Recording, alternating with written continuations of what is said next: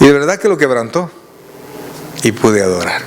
Ok, mis queridos hermanos, vamos a la palabra del Señor, por favor. Vamos a buscar en nuestras Biblias Hebreos, por favor, Hebreos capítulo 9.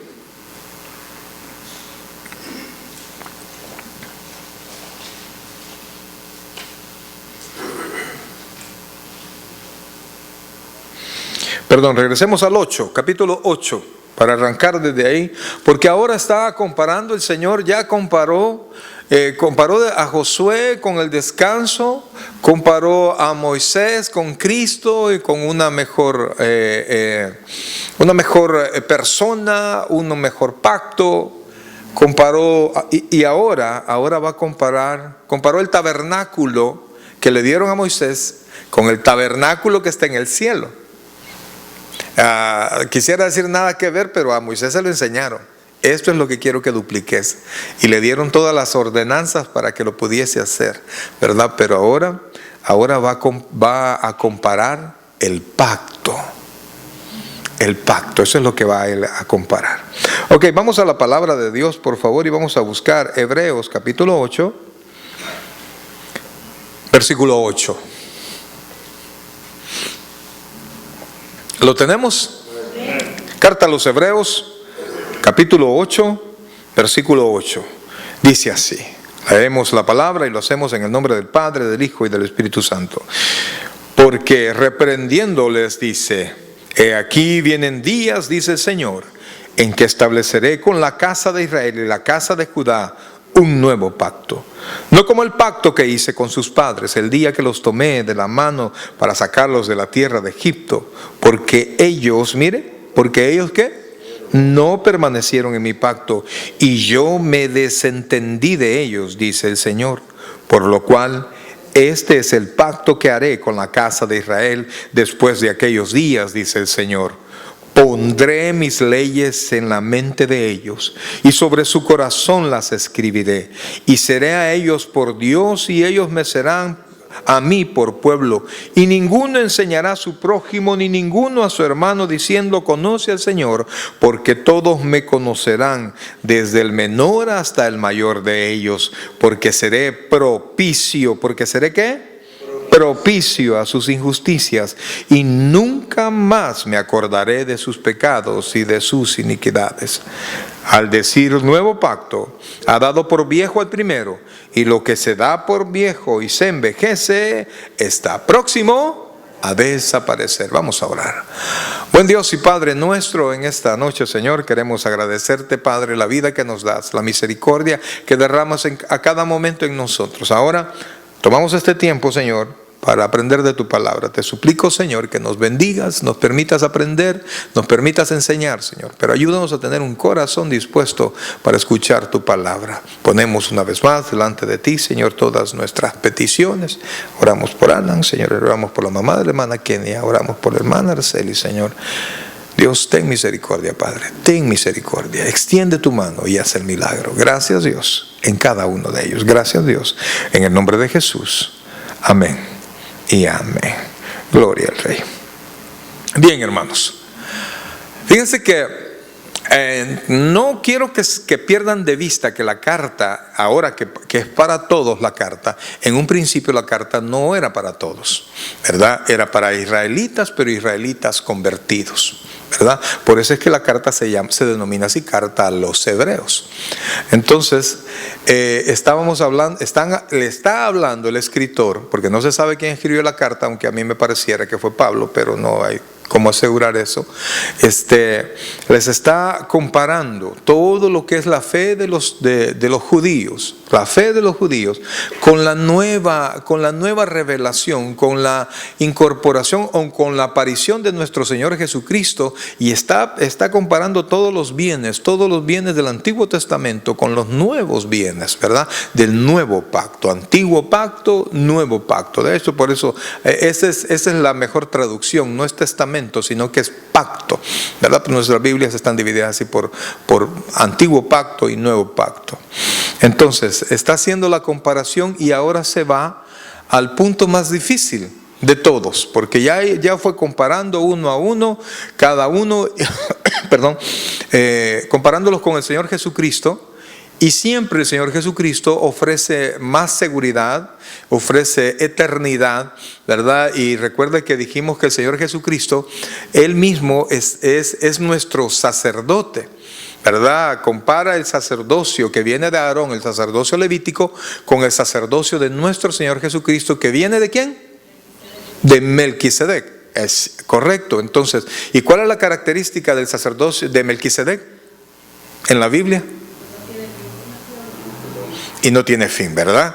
Un sacerdocio que no termina. Y entonces el Señor Jesucristo es de ese sacerdocio. Y desde que Él se convirtió en el sumo sacerdote, nosotros podemos estar seguros de que Él siempre, como lo leímos en el capítulo 8, Él siempre está constantemente presentando, no presentando sacrificios, sino que está intercediendo por nosotros. Todos los días, siempre. Él está sentado a la derecha de Dios y Él intercede. ¿Y eso qué quiere decir? Porque concluimos que si Él intercede por nosotros siempre, quiere decir que los ojos de Jesucristo están pendientes a nosotros, no nos pierde de vista. Y eso es algo que nos debe de hacer sentir seguros a nosotros. Él tiene control de todo lo que está pasando, absolutamente de todo lo que está pasando. Y eso debería de ayudarnos a todos los cristianos a mantener nuestro carácter cristiano, ¿verdad? En frente de quien sea, en cualquier situación, porque sabemos que Dios nos está viendo.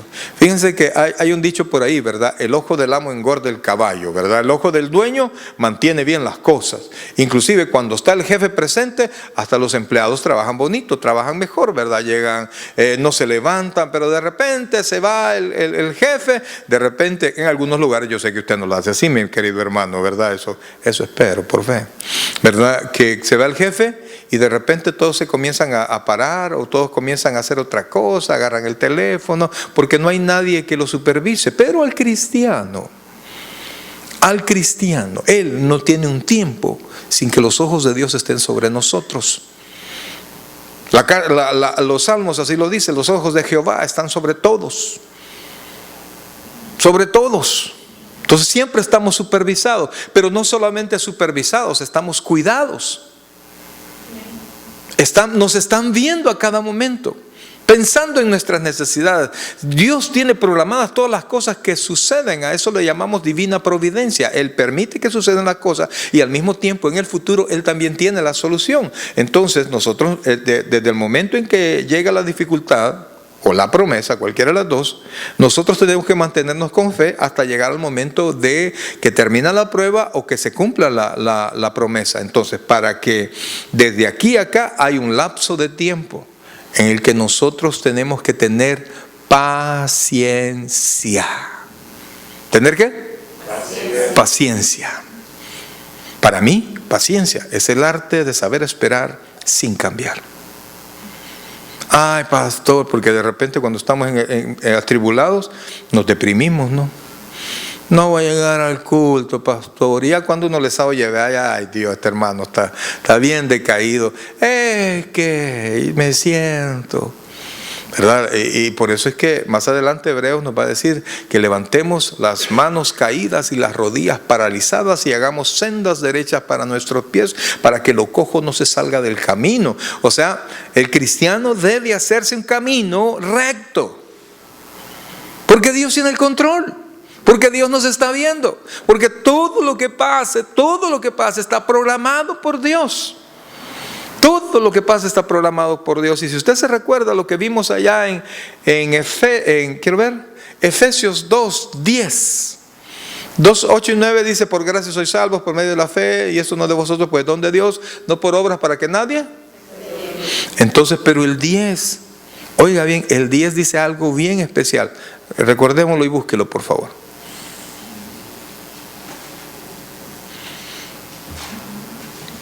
Ya vamos a entrar en tema, pero es necesario que sepamos que estamos nosotros siendo vigilados, pero no vigilados para castigo, aunque pudiera ser, ¿no?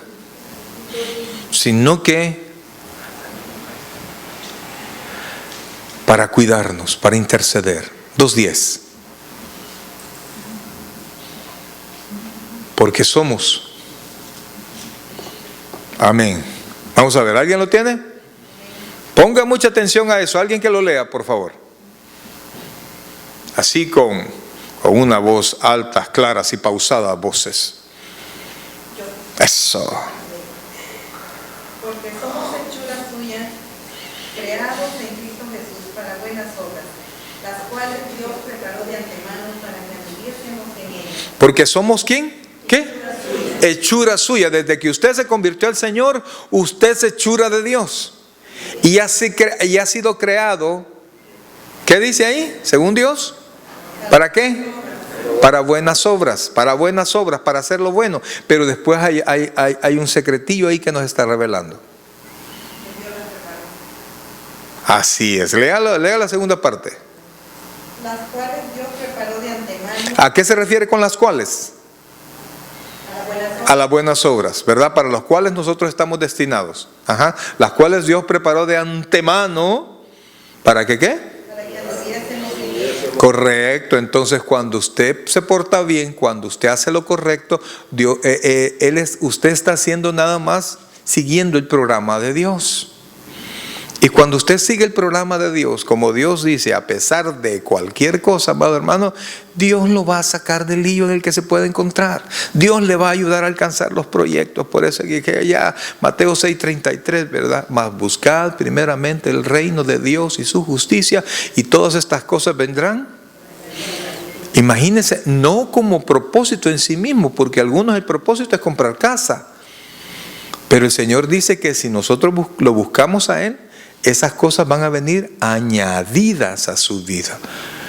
Entonces Dios está diciendo, y por eso es que tenemos un mejor sacerdote, porque Él no muere, Él intercede siempre por nosotros, Él está pendiente de nosotros. Ahora va a comparar el pacto.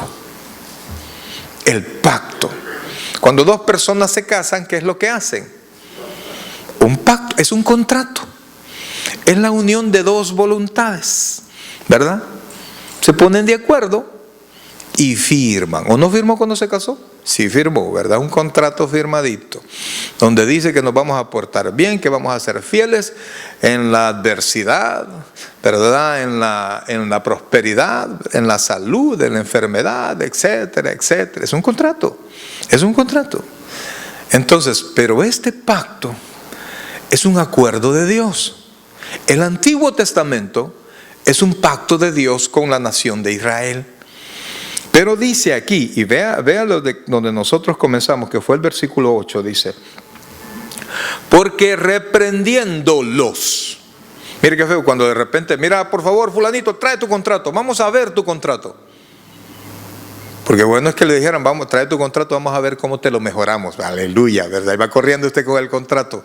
Pero trae tu contrato, por favor, vamos a discutir un par de cosas. Dios mío, dice usted, ¿verdad? Porque está llegando tarde, porque falta, porque esto, porque lo otro. Entonces dice aquí, porque reprendiéndolos dice, he aquí vienen días, dice el Señor, en que estableceré con la casa de Israel y la casa de Judá. Quiero hacer la misma pregunta que la otra vez. ¿Por qué dice la casa de Israel y la casa de Judá? Quiero saber si alguien sabe. Casa de Israel, casa de Judá. Porque hubo una división. ¿En tiempos de quién fue esto? No, Jacob no existía todavía. Salomón, o sea, en el tiempo de Jacob no existía Israel como pueblo todavía. En tiempos, el hijo de Salomón, ¿verdad? En ese tiempo, sé que se llamaba Jeroboam. Correcto. Allí comenzó él como Israel. Él iba a ser él fue padre de los 12 patriarcas, ¿verdad? De donde vinieron las 12 tribus. Pero ahí todavía faltaba para que se fueran a Egipto, pasaran 340 años, vino Dios y los rescató, los llevó al desierto. En el desierto estuvieron un año recibiendo la ley y Dios explicándoles todas sus ordenanzas. Después del año se los llevó enfrente de la tierra prometida, le dijo, vaya, ya vamos a entrar, pero mandaron los espías y el pueblo al final fracasó. ¿Se recuerda usted de todo eso? Cuando usted me hace un sí muy largo es que no se acuerda. Ok, entonces todo eso, pasó todo eso. Entonces Dios, al darles las tablas de la ley, estableció un trato con ellos. Pero era un trato condicional. ¿Era un trato cómo? Condicional. ¿Eso qué quiere decir? Que Dios iba a cumplir su parte. Dios iba a cumplir su parte si Israel cumplía su parte. ¿Se recuerda cuando hablamos de Abraham? Y cuando Dios se iba a comprometer con Abraham, ¿alguien se recuerda qué hizo Dios con Abraham? Hizo un pacto con Abraham. Pero ¿qué pasó? Él juró sobre sí mismo ¿Y qué pasó con Abraham? Se durmió. Dios lo hizo entrar en un gran sueño. Y se acuerda lo que hablamos del pacto de sangre, ¿verdad? Eso no vamos a entrar en detalle ahora. Pero Abraham se durmió y cuando abrió los ojos solo vio una antorcha que caminaba en medio de los sacrificios, como Dios comprometiéndose él solo. Y no comprometió a Abraham, porque sabía que para Abraham era imposible cumplir un pacto a la perfección.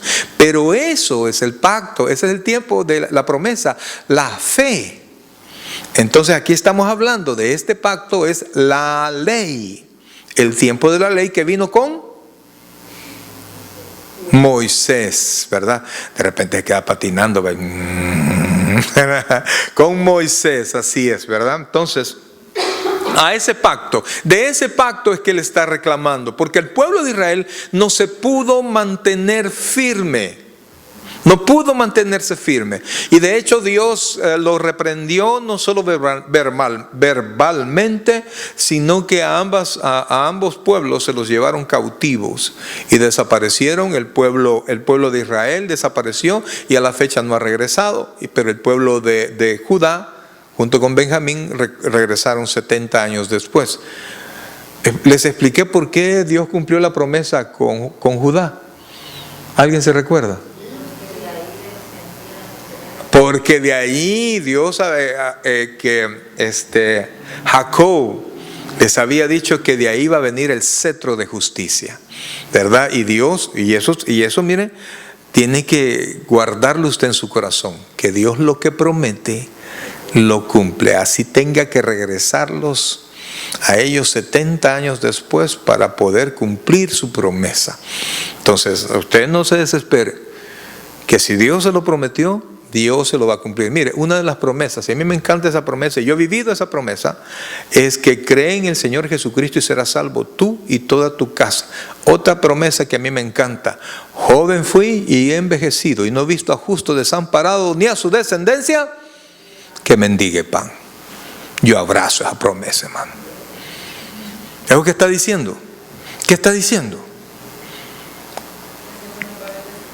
Pero ¿hasta dónde va a alcanzar mi bendición?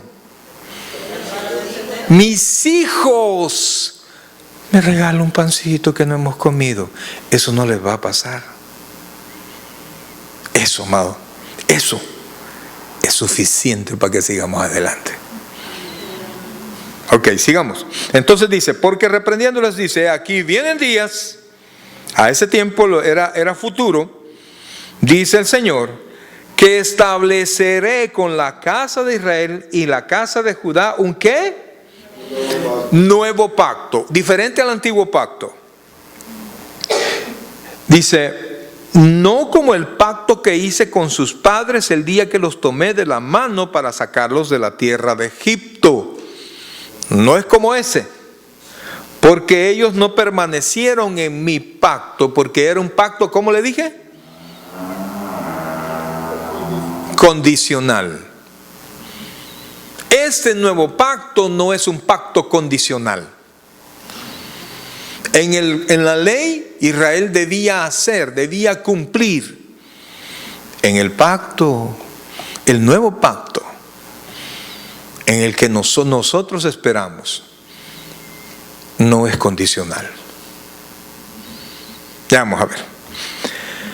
Y dice, no como el pacto que hice con sus padres el día que los tomé de la mano para sacarlos de la tierra de Egipto, porque ellos no permanecieron en mi pacto. Y mire qué dice ahí. Yo me desentendí de ellos. ¿Puede Dios desentenderse? Ahí dice que ya lo hizo. Y ahí no es que lo va a hacer, ya lo hizo. Y lo hizo de una manera tremenda, hermano. Yo tengo un mi familiar que dice, no, si Dios no castiga. Dios no castiga.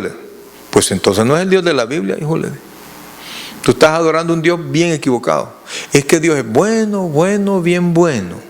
Sí, en ese amor, así como me agarraba mi papá a mí de vez en cuando, Dios nos toma. Porque Dios ha prometido terminar la obra que comenzó en nosotros. Y va a hacer, óigame bien, va a hacer todo lo que sea necesario para que nosotros lleguemos a ser los creyentes que tenemos que ser. Así sea 2 días antes de morirse. 2 días va a estar firme, aquí estoy, pastor. Así que mejor dóciles ya. Para que las pruebas paren. Que no vengan ese montón de... Que a veces yo recuerdo que un día llegó Marcos Witt a predicar ahí al Tabernáculo Central y hablaba sobre la barca. Y cuando la barca ya está en el agua y comienzan a llegar los tumbos, las olas pequeñitas, a golpear, a golpear, a golpear, a golpear. Me dice, no es lo grande, decía él, sino es lo tupido. Po, po, po, po. Y siempre que llega un problema a nuestra vida, no llega solo. ¿No se ha fijado usted eso? Llega y po, po, po. Ay, Señor, dame agua ya. No, es que está derribando fortalezas, mi querido hermano. Dios está derribando fortalezas. Y si no comprende eso, van a seguir dándole hasta que vea que de repente su fortaleza, ¡pum!, se fue al suelo. Ok, sigamos.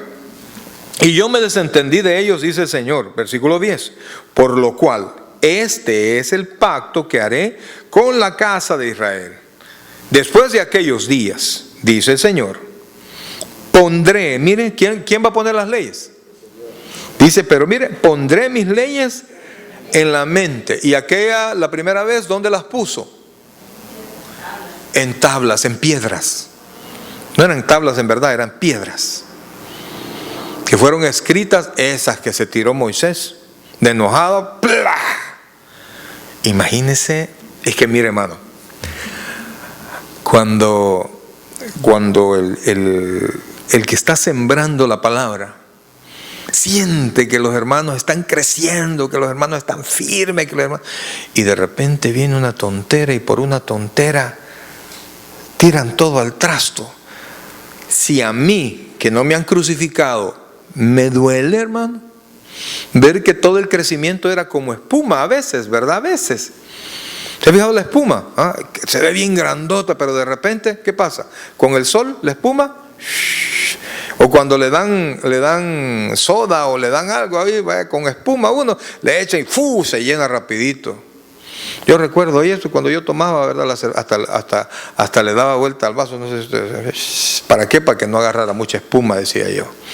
Para que abundara. Pues a veces el crecimiento de los creyentes es pura espuma.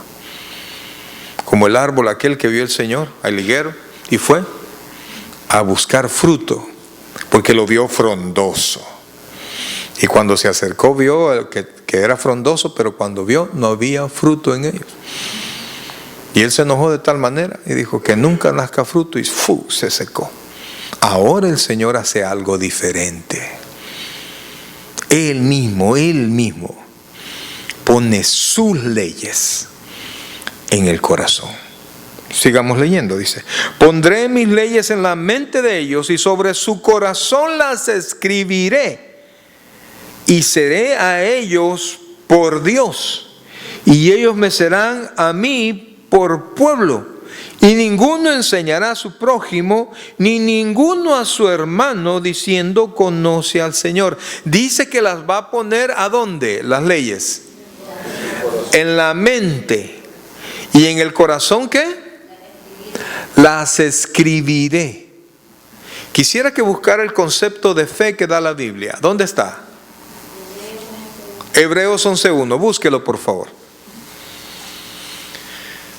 Es de las pocas veces que la Biblia da una definición.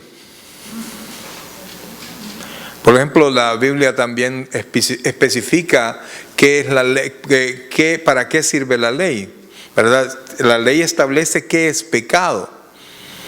Y la ley establece también el castigo para ese pecado, y también nos sirve como un ayo o como un maestro para llegar a Cristo.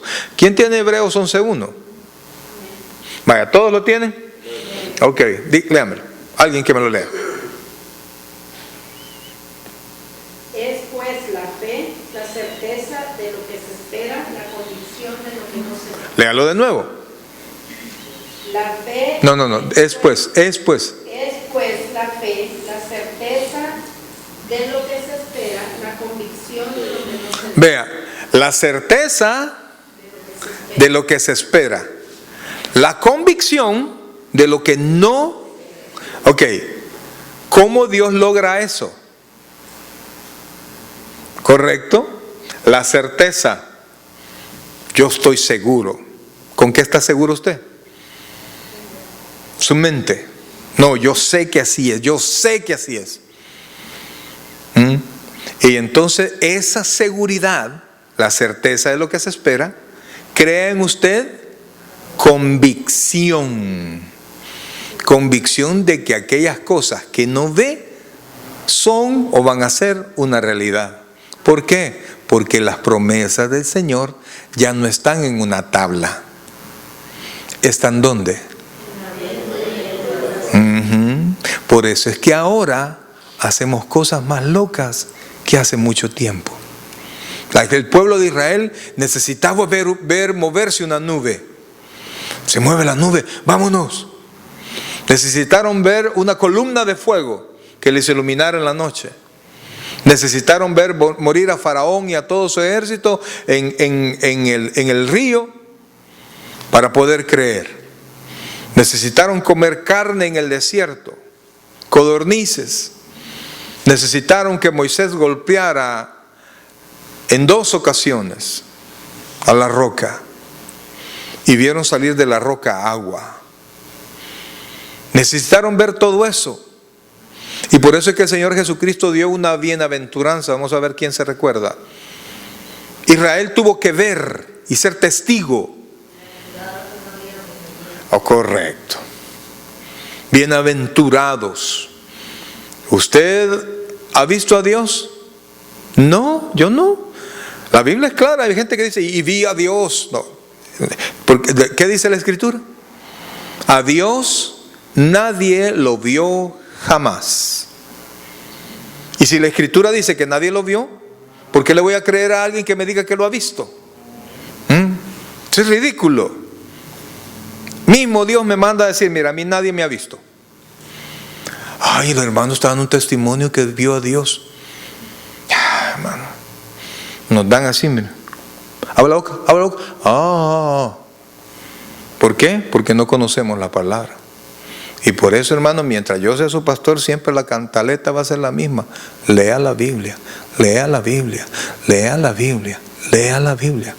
Usted, si no aprovecha, va a llegar a viejito y todavía se lo van a estar enganchando. Y sus hijos, papá, es que ya te dije que no es así, es que tú no lees la Biblia. ¿A usted nunca lo han corregido sus hijos en cuestiones del Señor? Pues a mí sí. Y yo soy el teólogo. Pues sigamos. Entonces dice: pondré mis leyes en la mente y sobre su corazón las escribiré y seré a ellos por Dios. O sea, lo que iba a haber es certeza y convicción. Entonces dice: y seré a ellos por Dios y ellos me serán a mí por pueblo. Y ninguno enseñará a su prójimo, ni ninguno a su hermano diciendo conoce al Señor. En eso todavía no hemos llegado. Falta todavía. Ese pacto en parte se ha cumplido. Más adelante vamos a hablar de eso. Entonces dice: ni ninguno a su hermano diciendo conoce al Señor, porque todos me conocerán. Le pregunto yo, ¿todos conocen a Dios? La palabra conocer, mi querido hermano, habla de intimidad. Es la misma palabra, yo ya se lo he explicado en varias ocasiones, en que ocupa en Jeremías cuando dice en qué se debe jactar el hombre, en conocer a Jehová. Y es la misma palabra que se utiliza cuando hablando de José, esposo de María, cuando dice no la conoció hasta que nació el niño. Habla de conocer, habla de intimidad. No fueron pareja verdaderamente hasta después que nació el niño. Entonces aquí dice, ni ninguno de sus hermanos diciendo conoce al Señor, porque todos me... Es decir, que usted y yo ahora tenemos la oportunidad de tener una relación personal con el Señor. ¿Por qué? Porque se rompió el velo. Ya vamos a ver eso. ¿Preguntas hasta este momento? ¿No? Ok, vamos. Porque todos me conocerán desde el menor hasta el mayor de ellos, porque seré propicio a sus injusticias. Propicio, es decir, tendré una buena actitud. O sea, ¿de dónde, qué le acuerda esa palabra? Propicio. Del propiciatorio. ¿Qué era el propiciatorio? Vamos a ver. Vamos sin pena. No. Era, ¿se acuerda del arca? No de Noé. Correcto, el arca del pacto. Era la tapadera donde estaban los dos querubines. Estaban viendo hacia la tapadera donde se derramaba la sangre que se había tomado del sacrificio. Y con esa sangre Dios era propicio. Mire, cuando su esposo o su padre o su esposa, usted está molesto o molesta y usted quiere algo de ellos, porque a veces hasta hay que pedirle permiso a la señora, ¿verdad? Porque a veces, pues sí, para poder llevar la fiesta en paz, ¿verdad? Mira, fulanita, fíjate que quiero hacer esto y esto. Y está molesta, o su papá, o recuerdo cuando usted estaba jovencito, iba donde su papá, y sabía que su papá estaba enojado con usted, y usted necesitaba algo. Yo a veces necesitaba dinero para irme, a veces yo prefería irme a pie. Irme a pie, porque ya conocía a mi papá. Pero cuando mi papá estaba contento conmigo, o cuando la esposa es muy inteligente, vea, y hace lo que dicen que le gana la voluntad del esposo, como después de una buena comidita, hermano, cuando usted le ha dado de comer aquello que le encanta, el corazón del varón siempre está propicio. Porque ya con barriga llena, ¿cómo dice el dicho? Barriga llena, corazón contento. Y así es, ¿o no? Hasta los problemas, no sé si solo a mí me pasa, pero cuando yo estoy emproblemado y no he comido, los problemas, ay, ¿cómo vamos a hacer? Pero ya después de comer, ya con la barriga llena, ya uno le dice, ya vas a ver, ya vamos a ver cómo hacemos, tranquilízate, todo va a estar bien, ¿verdad? Porque los problemas se dimensionan diferente. Entonces, dice aquí, porque seré propicio a sus injusticias y nunca más me acordaré de sus pecados y de sus iniquidades. Versículo 13. Al decir nuevo pacto, ha dado por viejo al primero, y lo que se da por viejo y se envejece está próximo a desaparecer. ¿Qué iba a desaparecer? El antiguo pacto, correcto. Porque ya había un nuevo pacto. Y recuerde que cuando esto se escribió, mi querido hermano, el templo todavía estaba en pie. Todavía se presentaban constantemente sacrificios. Al escribirse la carta a los hebreos, todo eso estaba vigente. Por eso es que era bien difícil pensar en un nuevo sacerdote. ¿Por qué? ¿Cómo va a ser un nuevo sacerdote si ahí están el montón de sacerdotes? ¿Verdad? Porque no se dejaron de preparar. Desde que fueron instituidos, comenzó la preparación allá con Aarón, comenzó la preparación de sacerdotes. Es más, todavía están preparando sacerdotes.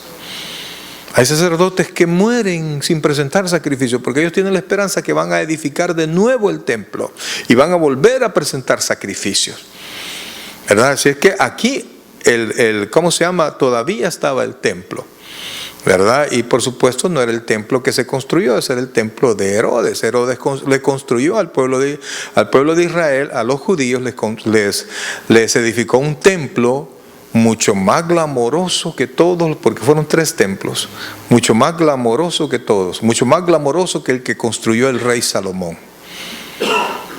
hecho por manos impías. Ok, sigamos. Versículo 1, capítulo 8.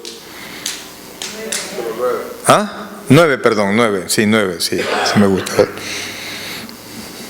Ahora bien, aún el primer pacto tenía ordenanzas de culto y un santuario terrenal. Cuando dice ordenanzas de culto se refiere a ordenanzas de adoración. Porque fíjese que la carta a los hebreos, cuando toda la gente habla de la ley, cuando le dicen la ley, ¿qué es lo que se viene a la mente? Los 10 mandamientos, ¿verdad? Ahí los 10 mandamientos. Pero Hebreos no lo ve desde la perspectiva de los 10 mandamientos, sino que ve de la perspectiva de la adoración y cómo es posible conseguir una mejor adoración.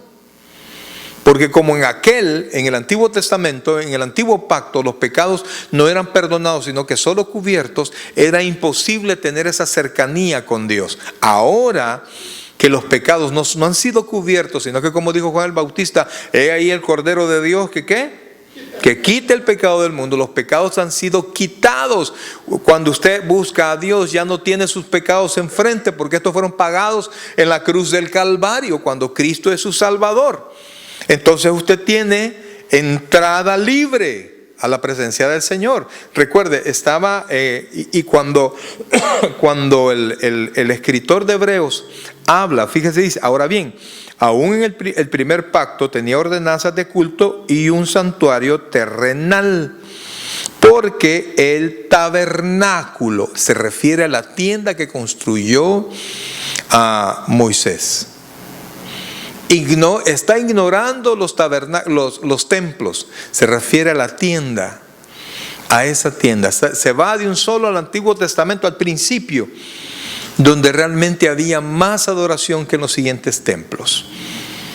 Entonces dice, versículo 1, ahora bien, aún el primer pacto tenía ordenanzas de culto y un santuario terrenal. O sea, tenía dos cosas: un sistema de adoración que no era muy eficiente, y tenía también un santuario terrenal. Cuando se refiere a santuario,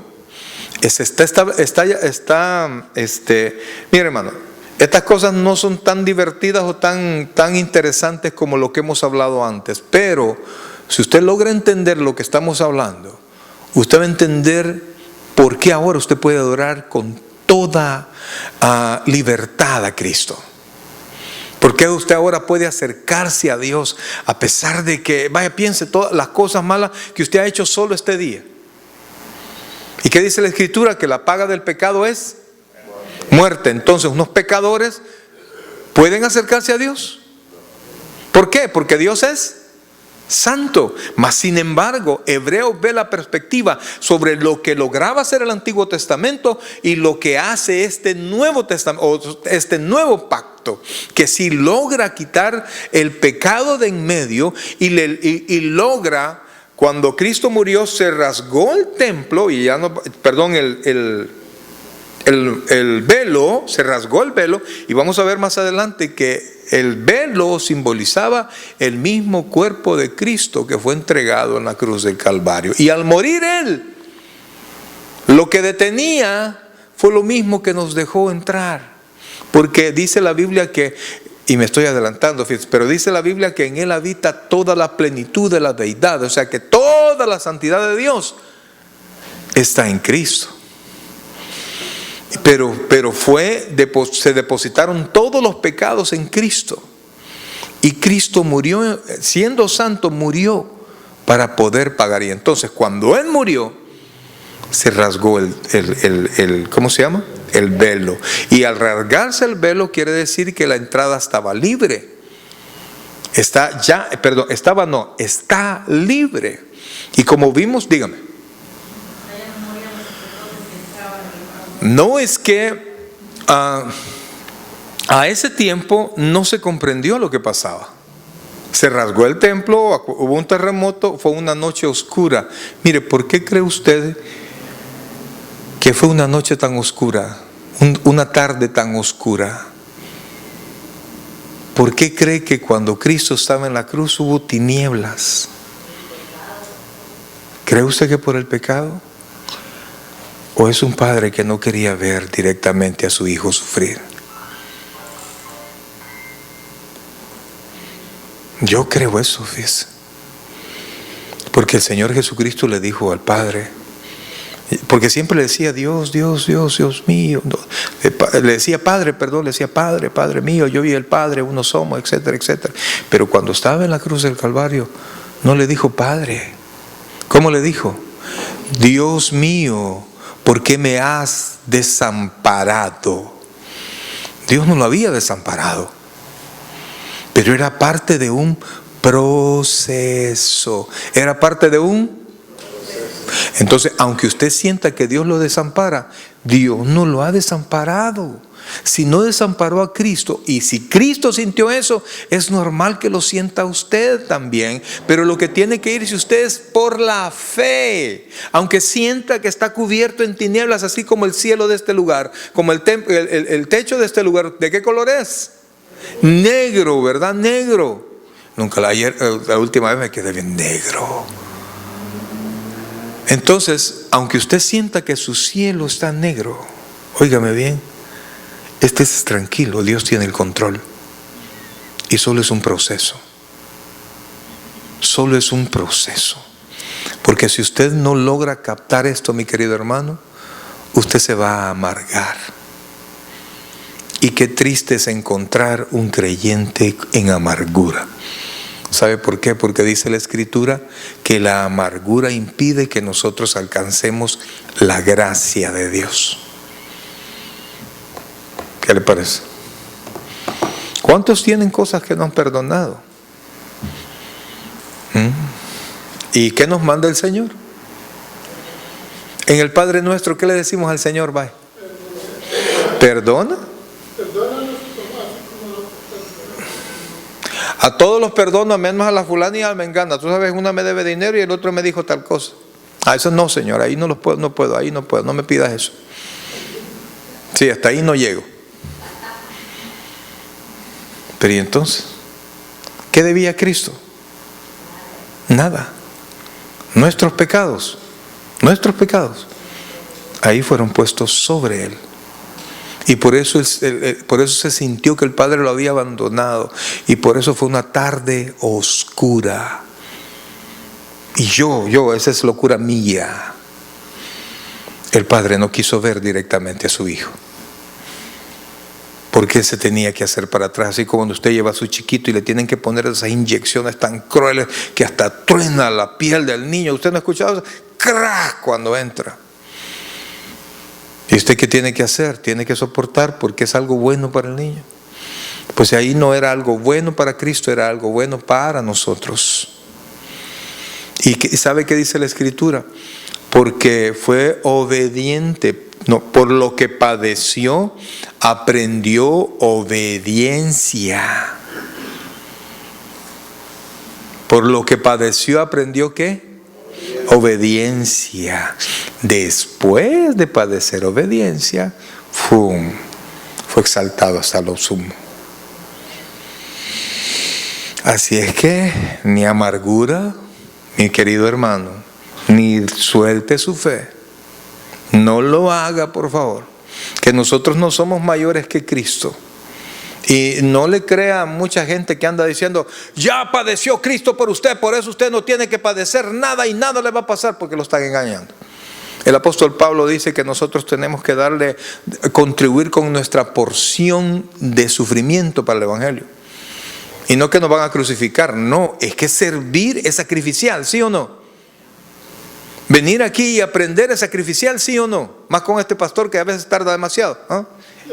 Es sacrificial. Yo lo sé. Yo quisiera estar allá bien comido y ya listo para dormir, ¿eh? Pero estamos aquí, es sacrificial, amén.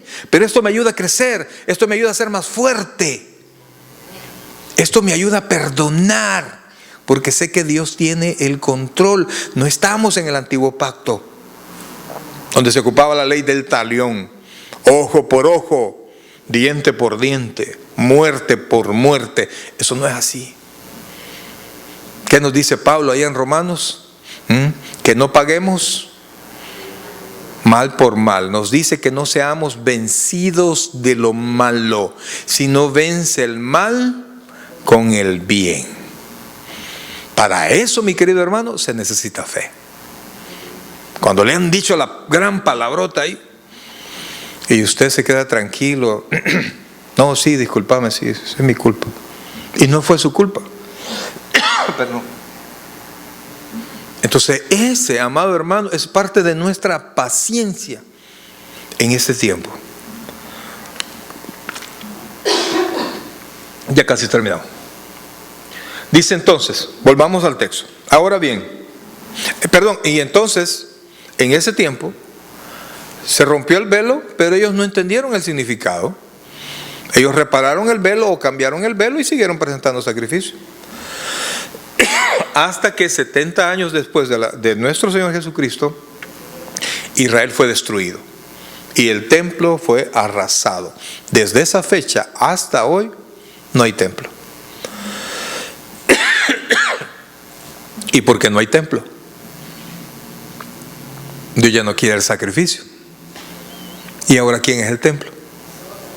¿No sabéis que sois templo de Dios y que en vosotros mora el Espíritu Santo? 1 Corintios 3:16. Acuérdese de eso. Juan 3:16 y 1 Corintios 3:16. 1 Timoteo 3:16. Toda la escritura es inspirada por Dios. Acuérdese de eso. Relaciónalo así. Entonces dice, si estamos claros. Entonces no se presentaron más sacrificios, pero hasta el año 70. Ahí se acabó todo. Mientras ellos seguían presentando sus sacrificios. Ahora dice, versículo 2. Porque el tabernáculo estaba dispuesto así. En la primera parte, llamada lugar santo, estaba el candelabro, la mesa y los panes de la proposición. Por supuesto, los panes estaban sobre la mesa. Tras el segundo velo estaba la parte del tabernáculo llamada, este era el verdadero santuario. No todo. Este era el verdadero santuario. Allí estaba la presencia del Señor. Para nosotros, me adelanto, para nosotros ya no está dividido. Ya no hay velo. Porque Cristo rompió el velo y entró por el velo, y nosotros, si usted se recuerda, nuestra esperanza es un ancla que nos ata a Cristo, porque tenemos un sacerdote que llegó hasta la presencia de Dios. ¿Se acuerda que Moisés le dijo a Dios, quiero verte? ¿Se recuerda usted eso? ¿Y cuál fue la respuesta de Dios? Vamos a ver, hermano. No, si le permite ver la gloria, termina Moisés. Él le dijo, no hay hombre que pueda verme y viva. O sea, repito, si hay algún loco que le dice yo he visto a Dios, pues debería estar muerto, ¿verdad? Pero como está vivo, es mentira. Entonces, no, hermano, si usted cree que alguien lo vio, pues lea la Biblia y ahí vea. Entonces, pero vea esto, por favor. Hermano.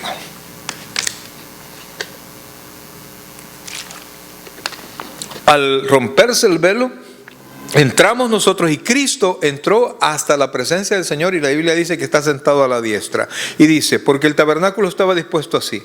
En la primera parte, llamada lugar santo, estaba el candelabro, la mesa y los panes de la proposición. Tras el segundo velo estaba la parte del tabernáculo llamada lugar santísimo, el cual tenía un incensario de oro y el arca del pacto cubierto de oro por todas partes, en la que estaba una urna de oro que contenía el maná, la vara de Aarón que reverdeció y las tablas del pacto. El maná.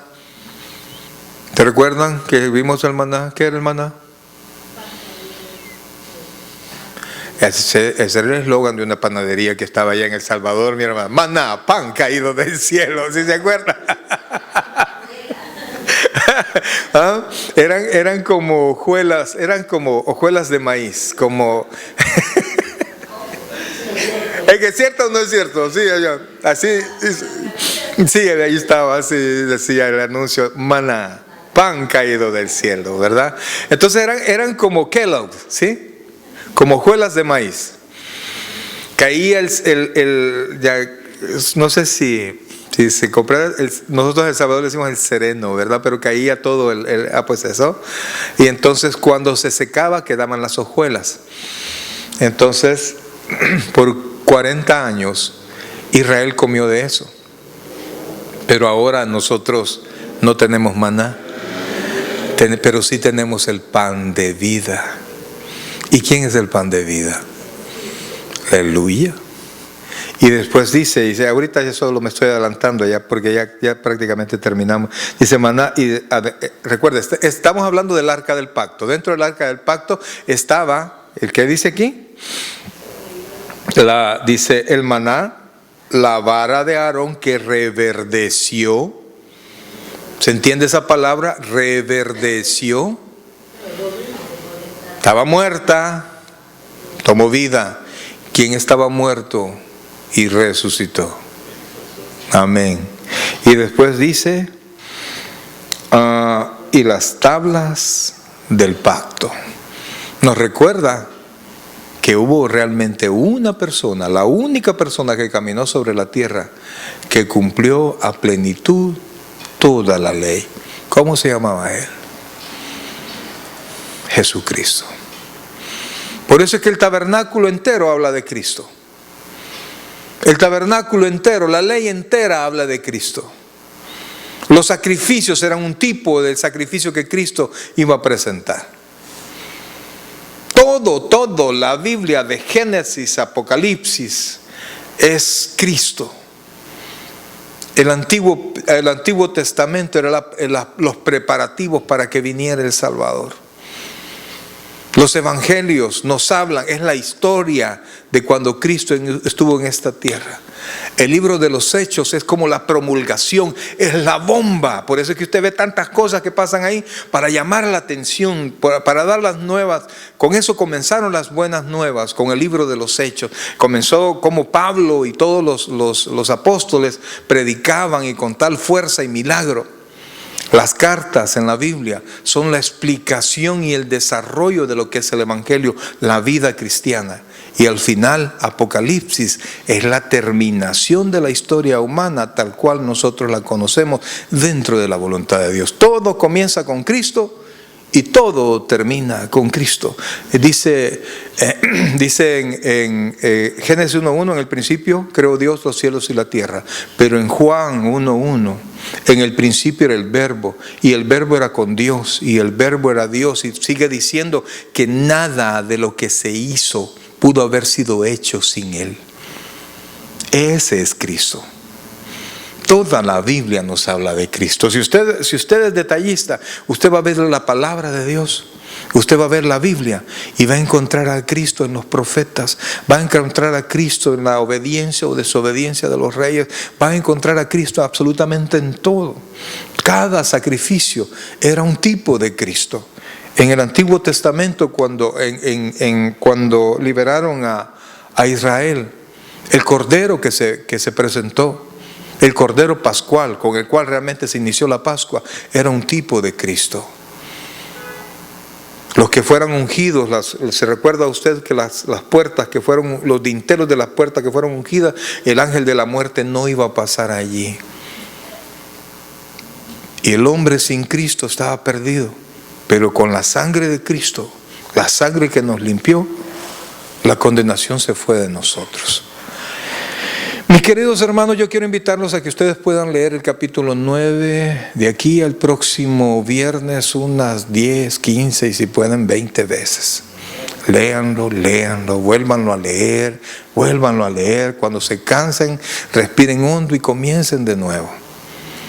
Si tienen impresor, imprímanlo y ándenlo en una hojita. Y cuando estén esperando algo, en lugar de ponerse a ver el Facebook o todo eso, saque la hojita y comiencen. No agarre el teléfono, por favor. Agarre su hojita donde usted imprimió. Si puede, escríbalo. Porque cuando usted lo escribe, tiene que leerlo, lo dice y lo escribe. Ahí son 3. La mejor manera de memorizar algo es escribiendo, decirlo y escribirlo. ¿Por qué quiero esto? Porque vamos a tocar varias cosas el próximo viernes y necesito que usted las tenga aquí para poder avanzar y para poder explicar detalle. Hay Biblias que tienen llamados. Cuando habla, por ejemplo, del candelabro, hay Biblias que tienen un llamadito ahí. Vaya a ese llamadito, siempre es un versículo del Antiguo Testamento, y vaya hacia Levítico, porque normalmente Levítico le va a mencionar, y vuelva a leer eso, cómo era, cómo se hizo, porque el próximo viernes nos esperan una enseñanza bien bonita, pero necesito que usted tenga un bagaje y que usted tenga algo para comenzar. Si no, pues vamos a tener que retroceder y la enseñanza no va a ser tanto. Pero mis queridos hermanos, Cristo nuestro sacerdote, Cristo nuestro Rey. Pongámonos en pie, por favor. Vamos a darle gracias al Señor, porque, amados, no había por qué Dios nos diera tanto. No había por qué. Dios no tenía que